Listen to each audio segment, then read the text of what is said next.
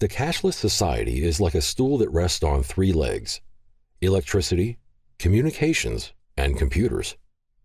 When any one of the three legs breaks, cashless payments do not work. Each leg is assumed to be strong and sturdy, but they're actually relatively fragile. The fragility is becoming more obvious. For example, in summer 2024, a relatively unknown American cybersecurity company called CrowdStrike sent out a faulty software update. The update crashed millions of computers, shutting down large numbers of the world's banks, airlines, hospitals, and government agencies.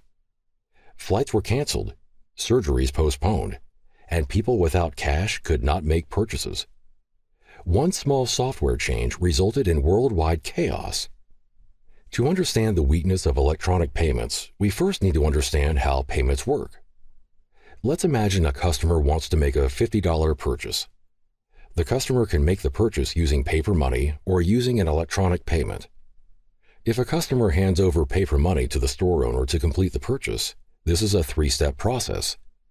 There are three steps because in modern life, neither customers nor businesses keep huge amounts of cash around. Instead, both often keep excess money in banks, which is safer, more convenient, and even earns some interest rather than storing cash in a mattress. The first step is for the customer to get cash, typically by stopping at a bank or ATM to withdraw cash before making the purchase. The second step is when the customer hands over the money. The last step happens, typically at the end of the day, when the business deposits any extra cash they don't need back at a bank. Although this cash transaction takes 3 steps, what is important is that time is not a critical component. The customer could get cash out of the bank one moment before entering the store, or weeks earlier. The store owner could immediately deposit the money or keep the cash on hand for a long time. What happens if a customer decides to use a credit card, debit card, or mobile payment? From the customer's perspective, all they do is one step. They pull out a phone or card and either swipe, tap, or hand it to the store's employee to complete the purchase. There was no need to go to the bank ahead of time. The money is either directly removed from their account if they use a debit card, or their credit card balance increases. Simple. This is why so many people love credit cards, debit cards, and mobile payments. The store owner's experience is also simpler. They see their bank balance increase.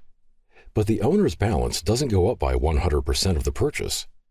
To give customers the ability to pay with these electronic payments, the merchant pays fees. The fees typically are in 2 parts: a fixed base charge and then a percentage of the transaction total. Most owners are willing to part with some of the money made on the transaction because giving a customer the ability to charge or debit purchases typically boosts that customer's spending. Plus, many merchants recapture some of these fees by boosting prices. On the surface, the credit or debit transaction appears much simpler, but it is not.